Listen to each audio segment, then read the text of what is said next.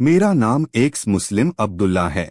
यह चैनल किसी भी मुसलमान के प्रति नफरत फैलाने के लिए नहीं है। हम यहाँ केवल वही इस्लाम दिखाते हैं जिसकी व्याख्या कुरान और हदीस में की गई है। हम न तो कोई बात जोड़ते हैं और न ही कुछ छुपाते हैं। अगर किसी को हमारे कंटेंट से आपत्ति है तो पहले कुरान और हदीस को पढ़े, फिर हमसे सवाल करे। हेलो दोस्तों, स्वागत है आपका अपने इंडियन एक्स मुस्लिम अब्दुल्ला चैनल पर। जैसे कि आप सभी को मालूम है, मेरा नाम है अब्दुल्ला और आज की ये वीडियो सवालों के ऊपर है। जैसे कि आप सभी को मालूम है कि हमने एक सीरीज स्टार्ट करी थी जिसमें हम कुरान को इब्ने कसीर से पढ़ते हैं और उसको इब्ने कसीर से पढ़ने के बाद जो सवाल हमारे जहन में आते हैं वो सवाल हम अपनी इस सीरीज के माध्यम से आपके सामने नंबरवारी से रखे जा रहे हैं। ठीक है भाइयों, तो जिसमें हम अपने सवाल रखते हैं और वो सवाल जो इब्ने कसीर से कुरान को समझने के बाद हमारे जहन में आते हैं। ठीक है भाइयों, बने रहे हमारे साथ। अब हम इस वीडियो को शुरू करते हैं। तो आपको स्क्रीन पर एक आयत नजर आ रही है। ये सूरह मसद है, सूरत नंबर 111 और आयत नंबर 1 है। इसके अंदर लिखा हुआ है, बिस्मिल्लाहिर्रहमानिर्रहीम, तब्बत यदा अबी लाबी वतब। अबू लहब के हाथ टूटे और वो हलाक हो। यानी इस आयत में ये कहा जा रहा है कि अबू लहब के हाथ टूट जाएं, यानी टूटें और वो हलाक हो जाएं। और एक और तर्जुमा मैं आपके सामने रख रहा हूँ इसी आयत का। ये ताहिर जी का तर्जुमा है। ये क्या कह रहे हैं कि अबू लहब के दोनों हाथ टूट जाएं और वो तबाह हो जाए, इसने हमारे हबीब पर हाथ उठाने की कोशिश की है। तो भाइयों, ये मैंने आयत आपको स्क्रीन पर दिखाई है और मैंने आपको पढ़कर बताई है कि इसमें क्या लिखा हुआ है। हम मुसलमानों में कोई एक भी मुश्किल से ऐसा मुसलमान रहा होगा जिसको इस आयत का ना पता हो, जिसने ये आयत ना पढ़ी हो, लेकिन इसका तर्जुमा सबने पढ़ा होगा। ये बिल्कुल भी सच नहीं है, क्योंकि तर्जुमा तो हम बिल्कुल भी पढ़ते ही नहीं, यानी इसका मतलब कोई भी नहीं जानता लगभग, जितने मुसलमान इस आयत को पढ़ते हैं। हमारे घरों में छोटे छोटे बच्चे, जब हम उनके सामने ये आयत पढ़ेंगे ना, तब्बत यदा अबी लाबियो वतब, तब्बत यदा अबी लाबियो वतब, तो वो एकदम पहचान लेंगे कि ये तो वही आयत है जो हमने पढ़ी, क्योंकि ये एक पारा होता है अम्मा का, ये उसके अंदर ये आयतें आती हैं और बच्चे बड़े शौक से पढ़ते हैं इन आयतों को। लेकिन इसका मतलब जब हम सुनते हैं ना, तो हमारे रोंगटे खड़े हो जाते हैं। हम सोचते हैं यार ये मतलब तो कभी हमने सोचा ही नहीं, यार ये मतलब होगा इसका। इसका मतलब क्या है? इसका मतलब ये है कि अबू लहब के हाथ टूट जाएं और ये अल्लाह कह रहा है। इस पर सवाल ये बनता है कि मेरे भाइयों, एक बताइए कि अल्लाह ये वाली बात कैसे कह सकता है? ये एक सोचने वाली बात है कि दुनिया को बनाने वाला, उससे ज्यादा पावरफुल कोई नहीं है, उससे ज्यादा शक्तिशाली कोई नहीं है। वो ये कह रहा है कि अबू लहब के हाथ टूट जाएं। ये तो एक बद्दुआ सी हो गई कि कोई एक बद्दुआ दे रहा है, यानी ऊपर वाला जो बद्दुआ दे रहा है। भाई हाथ तोड़ेगा कौन? सवाल ये बनता है, हाथ तोड़ेगा कौन? अबू लहब के हाथ टूट जाएं, यानी वो किसी से दरख्वास्त करने की कोशिश कर रहा है कि अबू लहब के हाथ टूट जाएं। अल्लाह ताला से भी कोई बड़ा कोई अल्लाह ताला है क्या? नहीं, मेरी नजर में तो यार नहीं है। हम मुसलमान हैं, हम सब जानते हैं अल्लाह से बड़ा कोई नहीं है। अल्लाह सबसे बड़ा है। बाकायदा अजान दी जाती है, उसके अंदर कहा जाता है अल्लाहू अकबर, यानी अल्लाह सबसे बड़ा है। तो फिर अल्लाह सुब्हानहू तआला ये वाली बात कैसे बोल सकता है? ये सोचने वाली बात है कि अबू लहब के हाथ टूट जाएं। ये तो एक ऐसी मिसाल सी लग रही है जैसे कि आपने देखा होगा कि हमारे रास्तों पर, हमारे गली मोहल्ले के अंदर कोई एक बुजुर्ग आदमी हो या फिर एक कमजोर आदमी हो या फिर जिसमें इतनी शक्ति ना हो कि वो दूसरों से लड़ सके, तो जब बच्चे उसे छेड़ते हैं ना, तो वो कहता है कि अल्लाह करे तुम्हारे हाथ टूट जाए, अल्लाह करे तेरे पैर टूट जाए, अल्लाह करे तू अंधा हो जाए, अल्लाह करे तू मर जाए। भाई ये वाली बात तो वो बोलते हैं ना जिनमें पावर नहीं है, जिन पे शक्ति नहीं है, जो ऐसे बेचारे कर नहीं सकते, बेचारे मजबूर हैं। तो अल्लाह कैसे कमजोर है यार? अल्लाह कैसे मजबूर है जो अल्लाह ये वाली बात कह रहा है कि अबू लहब के हाथ टूट जाएंगे? क्योंकि अल्लाह में तो इतनी ताकत है कि वो खुद अबू लहब के हाथ कभी भी तोड़ सकता है। तो इस आयत से मुझे ऐसा एहसास होता है कि अल्लाह सुब्हानहू व तआला कमजोर है, बेचारा लाचार है। इस आयत के हिसाब से मैं ये नहीं कह रहा कि वो सच में कमजोर है, सच में लाचार है। इस आयत से जो एहसास होता है, क्योंकि इस आयत के अंदर जो लफ्ज इस्तेमाल कर रहे हैं ना कि अबू लहब के हाथ टूट जाएं, तो ये वही शख्स कहेगा जो हाथ नहीं तोड़ सकता। जो हाथ तोड़ सकता है वो कभी भी नहीं कहेगा कि इसके हाथ टूट जाएं, ये तबाह और बर्बाद हो जाए। वो कभी भी नहीं कहेगा।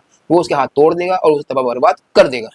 जिसके हाथ में ये ताकत होगी वो कभी भी दरख्वास्त नहीं करेगा। और ये तो एक बद्दुआ सी लगती है जब हम इसको पढ़ते हैं। तो भाइयों, आप इस आयत को सोचें, विचार करें और मेरे दिए हुए इस रेफरेंस को चेक जरूर करें, क्या वाकई जो मैं बोल रहा हूँ ये सच है या झूठ है। तो जितने मुसलमान मेरी इस वीडियो को देख रहे हैं, जब तक आप इन रेफरेंसों को चेक नहीं करेंगे ना, आपको पता नहीं चलेगा कि ये वाली बात किस तरीके से बोली गई है, या ये अब्दुल्ला झूठ बोल रहा है, ये सच बोल रहा है। जब आप इन रेफरेंसों को चेक करेंगे तभी आपको पता चलेगा कि हम जो सच बोल रहे हैं या हम झूठ बोल रहे हैं। ठीक है भाइयों, तो जितने मुसलमान वीडियो को देख रहे हैं, हमारे दिए हुए रेफरेंस को चेक जरूर करें। जिस दिन आप हमारे रेफरेंसों को चेक करना स्टार्ट कर देंगे ना, उसी दिन से आपका एक्स मुस्लिम बनने का प्रोसेस शुरू हो जाता है। आप जब तक ही मुस्लिम रहते हैं, जब तक कि आप हमारे रेफरेंसों को चेक नहीं करते। ठीक है भाई, अब हम आगे बढ़ते हैं। ये आपको स्क्रीन पर सूरत तकवीर, सूरत नंबर 81 और आयत नंबर 1, इसे पढ़ते हैं। इसमें क्या लिखा हुआ है कि बिस्मिल्लाहिर्रहमानिर्रहीम इज शम्सु कुव्विरत। इसका मतलब है कि जब सूरज लपेट लिया जाएगा। इस आयत में कहा जा रहा है कि सूरज को जब लपेट लिया जाएगा, यानी इसमें कयामत का जिक्र हो रहा है कि कयामत के टाइम पर सूरज को लपेट लिया जाएगा। ये जब हम इसकी तफसीर पढ़ते हैं तो पता चलता है कि सूरज लपेट लिया जाएगा, यानी कयामत के दिन सूरज को लपेट लिया जाएगा। अब सवाल ये बनता है कि सूरज जो है कोई कपड़ा या कोई धागा थोड़ी ना है जो उसको लपेट लेंगे। उसके लिए तो बहुत ही इलॉजिकल सी बात है कि सूरज को लपेट लिया जाएगा। तो सूरज एक गेंद की तरह गोल है। अब ये बताओ, गेंद को आप लपेट सकते हो क्या? बेसिक सी बात है, नहीं लपेट सकते। तो ये मुझे ऐसा लगता है कि ये जो है बात बोली गई है, ये बिल्कुल ही इलॉजिकल बात है, ये बिल्कुल ही ना बोलने वाली बात है। ठीक है भाई, एक दुनिया बनाने वाला कभी भी ये वाली बात नहीं बोलेगा। वो ये कहेगा कि मैं सूरज को तबाह बर्बाद कर दूंगा, सूरज को तोड़ दूंगा, फोड़ दूंगा जो, और फिर दूसरी बात, वो तोड़े फोड़ेगा क्यों यार? सबसे पहली बात, उसे क्या जरूरत पड़ी सूरज को तोड़ने फोड़ने की, इंसानों को परेशान करने की, वो दुनिया में कयामत लाने की? भाई दुनिया चल रही चलने तो, वो तो ये कहेगा भाई सुधरो, सही से काम करो, एक दूसरे के साथ मिलकर रहो, लड़ाई झगड़ा ना करो, प्यार मोहब्बत से रहो। और क्या, वो यही बोलेगा, वो ये दुनिया को तबाह बर्बाद कर देगा। हाँ, दुनिया तबाह बर्बाद हो जाए वो अलग मैटर है, लेकिन कोई भी यार जो एक रहमतुल आलमीन है, वो कभी भी दुनिया को तबाह बर्बाद करने की नहीं सोचेगा। वो तो सोचेगा कि किस तरीके से दुनिया को खूबसूरत और अच्छा बनाया जाए, अच्छे लोग पैदा किए जाएं, और जो बुरे हैं उनको सुधारा जाए, उन्हें अच्छी लाइन पर लाया जाए, कैसे न कैसे करके। वो तो ये सोचेगा। क्यों भाई, अगर कोई खुदा होगा भी, वैसे मेरा कोई ईमान नहीं है किसी खुदा पर कि दुनिया बनाने वाला कोई खुदा है या कहाँ पर है, मैं जानता ही उसके बारे में नॉलेज नहीं है मुझे। हो सकता है कोई दुनिया बनाने वाला। ठीक है भाई, अब हम आगे बढ़ते हैं। आगे इसकी तफसीर के अंदर तो और ही ज़्यादा इलॉजिकल बात लिखी हुई है, जिसको आप सुनोगे तो आप कहोगे कि यार ये कैसी बात। ये आपको स्क्रीन पर सूरत तकवीर की आयत नंबर 1 की तफसीर इब्न कसीर नजर आ रही है। इसके अंदर क्या लिखा हुआ है? इसके अंदर लिखा हुआ है कि यानी सूरज बेनूर हो जाएगा, जाता रहेगा, औंधा करके लपेट कर जमीन पर फेंक दिया जाएगा। इब्ने अब्बास फरमाते हैं कि सूरज चांद सितारों को लपेट कर बेनूर करके समुद्र में डाल दिया जाएगा। तो भाइयों, आपने सुना इस तफसीर में क्या लिखा हुआ है कि सूरज को लपेट कर, चांद सितारों को लपेट कर धरती पे डाल दिया जाएगा। आप मुझे एक बात बताइए कि क्या ये सूरज जो है ये धरती से छोटा है, बड़ा है? कई लाख ये दुनिया जो है सूरज के अंदर आ जाएगी, सूरज इतना बड़ा है।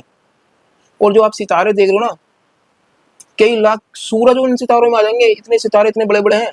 ये सितारे हमें छोटे छोटे नजर आते हैं, ये सितारे सूरज से भी बड़े हैं, और ये सूरज हमारी धरती से भी बहुत बड़ा है। आपको यकीन नहीं है तो आप यूट्यूब पर या गूगल पर आप इस बात को चेक कर सकते हैं। आपको अगर मेरी बात झूठ नजर आ रही है तो आप यूट्यूब पर बोलिए कि सूरज धरती से कितना बड़ा है और सितारे इस सूरज और धरती से कितने बड़े हैं। आप यूट्यूब पर, गूगल पर, कहीं पर भी चेक कर लिए, आपको पता चल जाएगा कि इतने बड़े बड़े हैं सितारे जिसकी कोई हद ही नहीं है। अब इसके अंदर क्या लिखा हुआ कि सितारे और सूरज को लपेट कर धरती पे फेंक दिया जाएगा। यार बेसिक सी बात है यार, जब वो इतने बड़े हैं वो धरती पे कैसे फेंकोगे भाई? धरती तो बहुत छोटी है। ये तो उस जैसी मिसाल हो गई कि 15-20 करोड़ हाथियों को एक चींटी के ऊपर फेंक देंगे। यार एक बार बताइए कि इतने सारे हाथियों को आप चींटी पे फेंक सकते हो? चींटी भी इस धरती से बड़ी होगी, सही बताऊं तो, इन सितारों के आगे। अगर सितारे और धरती का मेल मिलाप करो तो एक दफे को चींटी भी है ना बड़ी होगी हाथियों के सामने। हाथी से भी ज्यादा बड़े बड़े चांद सितारे हैं। सॉरी, चांद नहीं, मतलब सितारे। तो कहने का मतलब यही यार, ये कॉमेडी बातें क्यों लिखी हुई है? और ये किताबें छप रही हैं और बाकायदा बिक रही हैं और लोग इनको पढ़ रहे हैं। तो जितने भी मुसलमान मेरी इस वीडियो को देख रहे हैं कि मेरे भाइयों, अगर वाकई ये दीन उसकी तरफ से होता जिसने दुनिया बनाई है तो ये चीजें इन किताबों में ना लिखी होती। ये तो ऐसा महसूस होता है कि ये किताबें किसी इंसान ने लिखी हैं, क्योंकि हम इंसानों को ही ऐसा महसूस होता है कि ये सूरज जो है धरती से छोटा है, और सितारे बटनों की तरह छोटे छोटे से हैं, क्योंकि इंसान को इतनी नॉलेज नहीं थी उस टाइम पर जिस टाइम पर ये कुरान बनाया जा रहा था।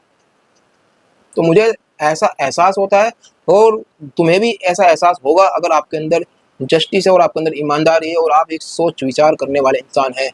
तो आप खुद सोच के देखिए मेरे मुसलमान भाइयों कि ये सूरज सितारे धरती से बहुत बड़े हैं या फिर जैसे हमको नज़र आते हैं छोटे छोटे, क्या ये छोटे छोटे हैं? अगर वाकई ये कुरान अल्लाह की तरफ से होता और ये वाली बातें अल्लाह की तरफ से आ रही होती, तो वो कभी भी नहीं कहेगा कि सूरज को इस धरती पे फेंक देंगे, सितारों को इस धरती पे फेंक देंगे, क्योंकि सितारे और सूरज धरती पे नहीं फेंके जा सकते। ये बहुत ही इलॉजिकल बात है, और खुदा जो है ऐसी बात नहीं करेगा, जो भाई हो ही नहीं सकती यार। क्यों जी?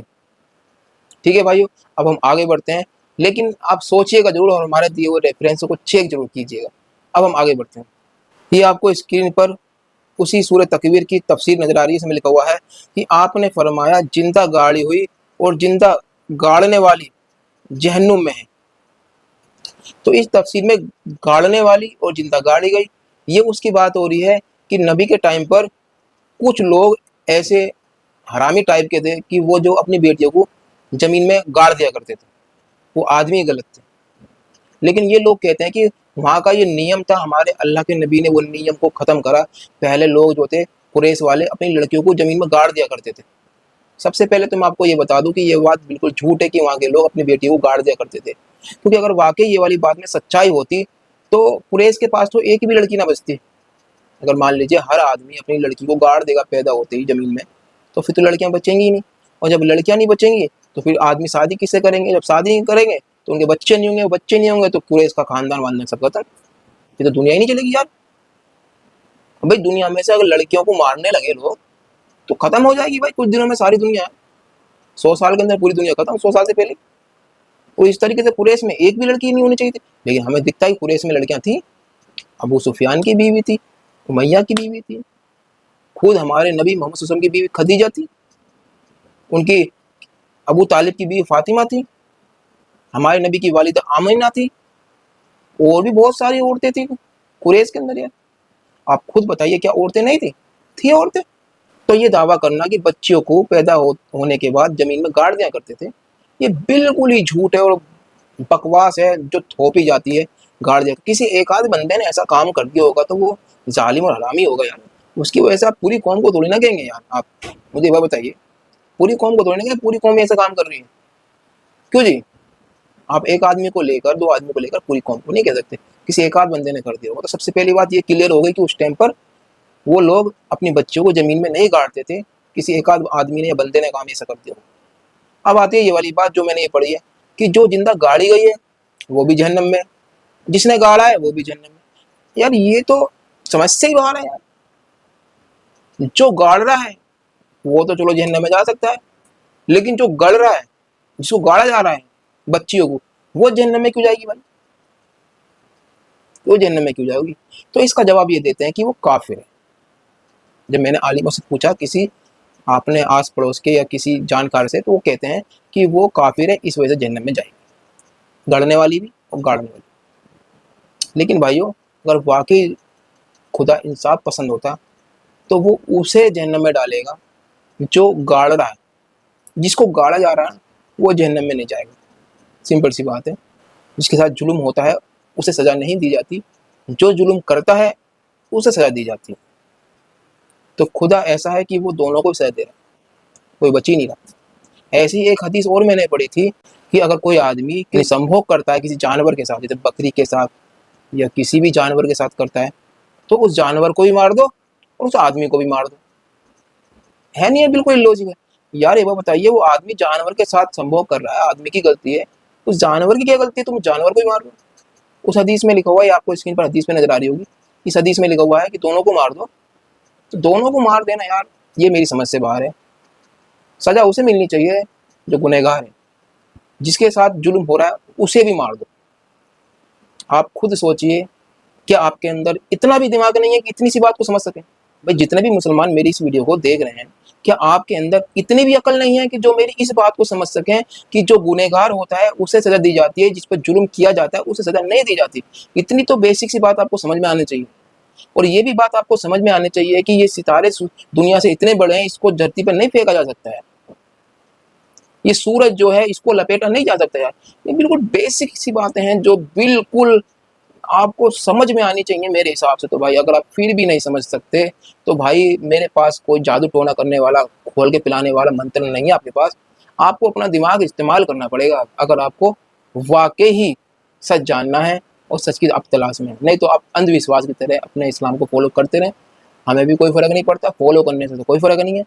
क्योंकि अगर आप नमाज पढ़ते हैं लेकिन अगर आप किसी को मारते हैं, किसी को ऊपर अपने दीन को थोपते हैं, कुछ गलत काम करते हैं, जो इस्लाम के अंदर गलत बातें लिखी हुई हैं, हर आदमी एक्सेप्ट करता है कि कुछ बातें गलत हैं इस्लाम के अंदर, तो वो काम ना करें।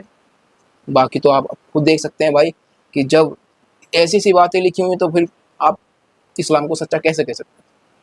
फिर तो ये अल्लाह की तरफ से दीन नहीं है। फिर तो हम इस वजह से इस्लाम के अंदर हैं कि हमारे माँ बाप इस्लाम में थे तो हम भी इस्लाम में हैं, हमारे माँ बाप मुसलमान थे हम भी मुसलमान हैं। इस्लाम सच्चा नहीं है। इस्लाम के अंदर कोई भी ऐसी बातें नहीं है जिसको पढ़ने के बाद हमें एहसास हो कि ये दीन अल्लाह का है। और फिर अगर मान लीजिए आप कोई एक आध आयत ऐसी दे भी देते हैं तो जो बाकी की आयतें हैं इनका क्या करें? भाई ये भी सवाल बनता है ना, बाकी का क्या करें? क्योंकि जो खुदा होगा ना वो परफेक्ट होगा, उसमें एक भी कमी नहीं होगी। हम गलत हो सकते हैं लेकिन खुदा तो गलत नहीं हो सकता, खुदा परफेक्ट होना चाहिए। तो खुदा को हर चीज़ की नॉलेज है। जिसने सूरज को बनाया, जिसने चांद को बनाया, उसे इतना इल्म नहीं है कि धरती जो है इन दोनों से छूटी है। ये देखो ना, ये क्या तुम्हारे ऊपर ऐसे दिया हुआ है, इसका इस्तेमाल करो भाई। ठीक है, अब हम आगे बढ़ते हैं। ये आपको स्क्रीन पर सूरह तकवीर की आयत नंबर 11 है। इसके अंदर क्या लिखा हुआ है कि वह इज समाउ कुसितत। इसका मतलब है कि और जब आसमानों की खाल खींच ली जाएगी। तो भाइयों इसमें क्या लिखा हुआ है कि और आसमानों की खाल खींच ली जाएगी। ये जो आसमान आप देख रहे हो ना, आसमान जो हमारी छत के ऊपर खड़े होकर दिखता है, ऊपर नीला नीला सा, इसकी खाल है ना खींच ली जाएगी। यानी इस आसमान की खाल है, जैसे आपने भेड़ की खाल देखी होगी ना, भेड़ की खाल होती है, भैंस की खाल होती है, इंसान की भी खाल होती है, उसको खींच ली जाएगी इस आसमान की खाल को। तो सबसे पहली बात मैं बताऊं कि खाल उसकी खींची जा सकती है जो फिजिकल फॉर्म में। आसमान तो फिजिकल फॉर्म में है ही नहीं। आसमान तो एक खाली जगह है, वो तो एक स्पेस है, उसकी खाल आप कैसे खींचेंगे? ये तो बिल्कुल इलॉजिकल है। क्यों जी? भाई खाल उसी की खींची जाएगी ना जो फिजिकल फॉर्म में होगा। आसमान की खाल आप कैसे खींच देंगे? क्योंकि आसमान जैसी तो कोई चीज ही नहीं है। ये जो आसमान आपको नजर आता है ना ऊपर नीला नीला सा, ये असल में हमें महसूस होता है कि छत की तरह है। लेकिन जब हम ऊपर की तरफ जाएंगे ना, या हम भेजते हैं रॉकेट वगैरह हमारे ऊपर जाते हैं, तो आपको पता होगा, आपने स्पेस किसी न किसी वीडियो में या फिल्मों में देखा होगा कि ये जो है ना आसमान एक खुला है, खाली जगह है, स्पेस है। तुम ऊपर जाए जाओ, चले जाओ, आपसे टक्कर लगेगी नहीं तो आपको देखने में ऐसा लग रहा कि अभी एक आध घंटे ऊपर जाएंगे तो टक्कर लग जाएगी ऊपर हमारी। ये एक छत की तरह आसमान है। असल में छत की तरह आसमान नहीं है, इसे फील होता है, आपको महसूस होता है। फील नहीं मतलब देखने से महसूस होता है ऐसा कि छत की तरह है, बाकी छत की तरह बिल्कुल भी नहीं है। लेकिन उस टाइम पर जब ये कुरान बन रहा था तो उस टाइम पर इंसानों को ऐसे ही लगता था कि छत की तरह। तो इसीलिए मुझे ऐसा लगता है कि ये वाली आयत इसमें डाल दी गई कि उसकी खाल खींच ली जाएगी। इसकी बोटी और कीमा ही बनाओगे कोई जानवर की खाल खींच लेते हैं, उसका गोश्त बचता है, उसकी बोटी कीमा बना देते हैं। तो क्या आसमान का भी बोटी कीमा बनाओगे? इसे नारी तंदूरी फ्राई करके क्या इसे भी किसी को परोसोगे? क्या है ये चीज़ें? जब मैंने पहली बार पढ़ी थी ना तो मेरी बुद्धि हिल गई थी यार, कि दुनिया बनाने वाला ये वाली बात तो बिल्कुल नहीं कहेगा कि आसमान की खाल खींच ली जाएगी, या फिर सूरज सितारों को लपेट के इसमें फेंक दिया जाएगा, या फिर ये सूरज चांद मिले हुए थे। सूरह अंबिया की आयत नंबर 30 कहती है कि ये जमीन और आसमान मिले हुए थे। तो एक दुनिया बनाने वाला कभी भी नहीं कहेगा कि जमीन आसमान मिले हुए थे। ये बहुत ही बेवकूफ़ा वाली बातें हैं, क्योंकि आसमान एक स्पेस है और ज़मीन जो है ये एक प्लेनेट है। ऐसे से बहुत सारे प्लेनेट है आसमान के अंदर, हमारे ब्रह्मांड के अंदर, यूनिवर्स के अंदर बहुत सारे प्लेनेट है। और ये प्लेनेट एक जगह मिले हुए थे, आसमान नहीं मिला हुआ था। ये तो एक गुमराह करने वाली बात है। ये जो पढ़े लिखे मुसलमान होते हैं ना, ये बड़े तेज होते हैं यार। ये हम जैसों का बेवकूफ़ बना देते हैं बड़ी आसानी से, क्योंकि हम जैसे सीधे बंदे होते हैं, हमें इतनी ज़्यादा नॉलेज नहीं होती। लेकिन मैं एक बात बताऊँ, हमें नॉलेज बेशक कम है, लेकिन हम मूर्ख तो नहीं है ना। हम जितने मुसलमान इस दुनिया में हैं, हमें नॉलेज तो हो सकता है कि भाई कम हो, जितने मुसलमान हैं उन्हें हो सकता है नॉलेज कम हो, लेकिन आप जो मूर्ख थोड़ी ना हो, आप बेवकूफ़ थोड़ी ना हो। क्यों जी? आप में इतना तो दिमाग है, आसमान की खाल नहीं खींची जा सकती। आपके अंदर इतना तो दिमाग है कि ये प्लैनेट जो थे ये जुड़े हुए थे, ये आसमान इनसे नहीं जुड़ा हुआ था। इतना तो आपके अंदर दिमाग है कि ये सूरज जो है धरती से बड़ा है। इतना तो दिमाग है कि ये सितारे जो हैं धरती से बहुत बड़े हैं, ये नहीं लपेट के इस पर नहीं फेंका जा सकता। इतनी तो आपको नॉलेज कम से कम है यार। कितने ही इंसान इल्म कम हो, लेकिन इतना तो खैर पता ही है। तो फिर ये वाली बात है, कैसे अल्लाह सुब्हान तआला कह सकता है? तो भाइयों, जो भी हम आपको बताते हैं, हमारे दिए हुए रेफरेंसों को चेक जरूर किया करें और हमारी बातों पर सोच विचार करें, जानने की कोशिश करें, मानने से ज़्यादा इस्लामिक किताबों को पढ़ें। अगर आपको, जितने मुसलमान हमारी इस वीडियो को देख रहे हैं, आपको ऐसा लगता है कि ये जो बीच में से शब्द निकालते हैं, बहुत लोग हम पे ये इल्ज़ाम लगाते हैं कि आउट ऑफ कॉन्टेक्स्ट बताते हैं। तो अगर आपको ऐसा लगता है कि हम आउट ऑफ कॉन्टेक्स्ट बताते हैं और बीच में से निकाल कर आपको बताते हैं, तो भाइयों, जब आप इसको चेक करें तो पीछे से और आगे से दोनों तरफ से भी चेक कर लें, ये वैसे ही आपको मिलेगा जैसा हमने आपको बताया। क्योंकि अगर हम आउट ऑफ कॉन्टेक्स्ट आपको बताते, तो जब हमने शुरू में ये वाली बातें सुनी थी, तो हम इस्लाम ना छोड़ते, तो हम एक्स मुस्लिम ना बनते। क्योंकि एक्स मुस्लिम बनने से पहले हम इसको कॉन्टेक्स्ट पढ़ेंगे भाई, तभी तो एक्स मुस्लिम बनेंगे। क्यों जी? कोई भी मुसलमान किसी की बात सुन के इस्लाम छोड़ देगा? नहीं छोड़ेगा भाई। जब तक वो उसको चेक नहीं करेगा, उसको बिल्कुल दिमाग से नहीं जांचेगा, जब तक वो एक्स मुस्लिम नहीं बन सकता। कोई मुस्लिम का ईमान बड़ा पक्का होता है, वो टस से मस नहीं होता भाई। तो इसीलिए जो भी लोग हमारी इस वीडियो को देख रहे हैं और आपको हमारे बारे में ये बताया जाता है कि ये आउट ऑफ कॉन्टेक्स्ट बताते हैं, बीच में से निकाल के बताते हैं, आगे का पीछे का नहीं बताते हैं, किस मुद्दे पर नाजिल हुई है ये नहीं बताते हैं, किस वजह से नाजिल नहीं हुई हो, किस वजह से नाजिल हुई है ये नहीं बताते हैं, इसका पस मंजर क्या है, इसकी तफसीर क्या है, शान नुज़ूल क्या है, ये नहीं बताते हैं। सिर्फ छोटी सी निकाल के और उसको बर्बाद करनी स्टार्ट कर देते हैं। ये वाली बात आपको अगर ये लोग कहते हैं, तो भाइयों, इनसे ये कहिए कि इनके आगे का, पीछे का, ऊपर का, नीचे का जरा हमें आप बता दीजिए, ताकि हम उन्हें बता दें। आप खुद भी चेक करिएगा, आगे का, पीछे का, नीचे ऊपर का, खूब अच्छे चेक कर लेना। चेक करने के बाद अगर आपको लगता है कि हम झूठ बोल रहे हैं, तो भाइयों, हमारा नंबर आपको स्क्रीन पर दिया हुआ है, आप हमसे जरूर कांटेक्ट करें और कॉल जरूर करें। क्योंकि सच्चा बंदा जो होता है ना, वो कभी भी आपसे छुपेगा नहीं, वो बिल्कुल क्लियर आपके सामने कहेगा डंके की चोट पर कि सच ये है, अब माने या ना माने, अब माने या ना माने, सच ये। बहुत मुसलमान ऐसे हैं जिनको हम अपना नंबर देते हैं, लेकिन वो हमसे बात नहीं करते। मौलाना, मुफ्ती लोग हमसे बात नहीं करते। क्यों नहीं करते? कहीं तो गड़बड़ी है ना। अगर वाकई आपके अंदर सच्चाई होती है, आपके अंदर ऑनेस्टी होती और आपका दीन इस्लाम वाकई लॉजिकल फिट होता, इंसानियत के लिए अच्छा होता, कहीं तो अच्छा होता, तो आप हमारे सामने जरूर आते और हमसे बात जरूर करते। तो जितने मुसलमान मेरी इस वीडियो को देख रहे हैं, अगर आपको लगता है कि आप हमारे सवालों के जवाब दे सकते हैं, हमसे बात कर सकते हैं, तो भाइयों, हमारा कॉन्टैक्ट नंबर है, आप हमसे बात कर सकते हैं। ठीक है भाइयों, बस इतना ही कहना था। मिलते हैं नेक्स्ट वीडियो में। वीडियो ज़्यादा लंबी हो गई है, मुझे माफ़ कीजिएगा अगर मैंने आपको बोर किया हो। ठीक है भाइयों, मिलते हैं नेक्स्ट वीडियो। अपना ख्याल रखें, परिवार का ख्याल रखें, मिलजुल कर प्यार मोहब्बत से रहें। उस आइडियोलॉजी को छोड़ दें जो हमें नफरत पैदा करती है, जो हमें बांटती है, जो हमें तोड़ती है और हमारे भाईचारे को खराब करती है। उस आइडियोलॉजी से बिल्कुल दूर हो जाना चाहिए। ठीक है भाइयों, मिलते हैं नेक्स्ट वीडियो में। जय हिंद, वंदे मातरम।